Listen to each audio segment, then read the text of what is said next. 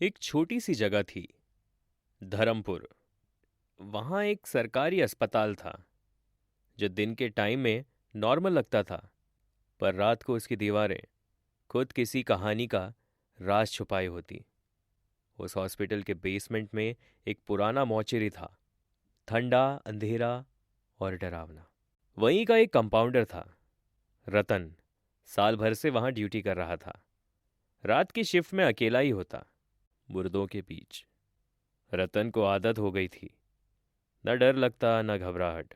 उसका काम था बॉडीज़ को हैंडल करना, पेपर वर्क करना और पुलिस वेरिफिकेशन के बाद उन्हें फ्रिजेस में रखना।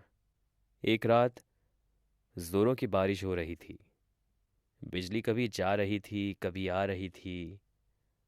रतन अपने रजिस्टर में एक एंट्री लिख रहा था, body number 42, unknown male, accident case. Police body लेकर आई थी और रतन ने उसे स्ट्रेचर पर रखा था। जैसे ही वो अंदर फ्रिज का ड्रॉवर खोलने लगा, उसके पीछे से एक ठंडी हवा का झोंका आया। उसने मुड़कर देखा तो स्ट्रेचर खाली था। रतन के हाथ से टॉर्च गिर गई। उसकी सांसें रुक सी गई।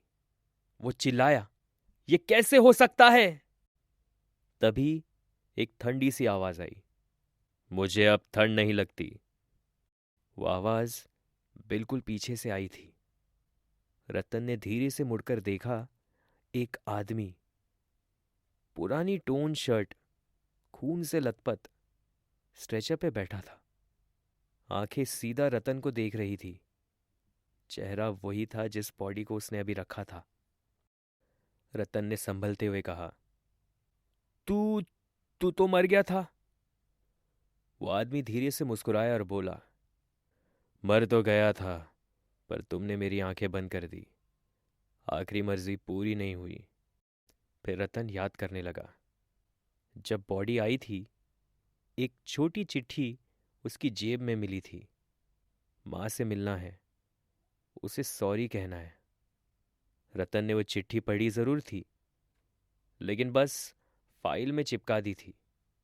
अब वो आदमी, या कहें कि उसकी आत्मा, उससे माफी दिलवाने आई थी। लेकिन कुछ तो अजीब था। वो आदमी स्ट्रेचर से उठ गया। उसके पैर जमीन से 2 इंच ऊपर थे, लेकिन वो चल रहा था। तुमने मेरी बात नहीं सुनी। तुमने मुझे बस एक नंबर बना दिया, बॉडी नंबर 42, और अब तुम भी एक नंबर बन जाओगे। रतन भागकर रूम के एक कोने में छुप गया। उसने फोन उठाया, लेकिन फोन में नेटवर्क नहीं था। लाइट ब्लिंक कर रही थी। आसपास के सारे फ्रिजेस के दरवाजे खुलने लगे और हर ड्रॉवर में पड़े मुर्दे धीरे धीरे उठने लगे।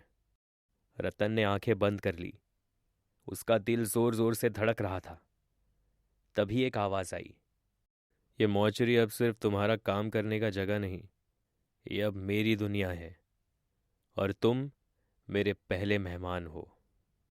रतन ने हिम्मत जुटाई और वो चिट्ठी निकालकर जोर से बोला, मैं मैं तुम्हारी मां तक की चिट्ठी जरूर पहुंचाऊंगा, सच कह रहा हूं।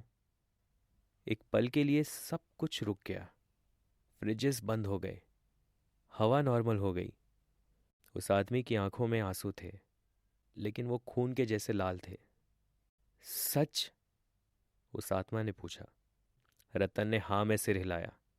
उसने तुरंत ही उस चिट्ठी को पुलिस के हवाले किया और एड्रेस पे लोगों से पता करवाकर बॉडी को रिलेटिव्स तक पहुंचा दिया। लेकिन अब तक रतन बदल चुका था। अगली रात एक और बॉडी आई। नर्स ने देखा, स्ट्रेचर पे कोई बैठा था, लेकिन कंपाउंडर रतन कहीं नहीं था। जब सब लोग नीचे गए तो उन्होंने देखा, रतन अब उसी स्ट्रेचर वाला मुर्दा बन गया था। चेहरा लाल, आंखें खुली हुई और एक रजिस्टर हाथ में। जब भी कोई नई बॉडी आती तो कोई एक आवाज सुनाई देती, नाम नहीं नंबर लिखो, बॉडी नंबर 43। और उस दिन के बाद धर्मपुर हॉस्पिटल के मॉर्चरी में कोई भी कंपाउंडर ज्यादा दिन नहीं टिकता। कहते हैं, अगर किसी ने रतन का रजिस्टर छू लिया तो अगला नंबर उसी का होता। आप सुन रहे थे डर रिबूट, ओनली ऑन RC स्वापा।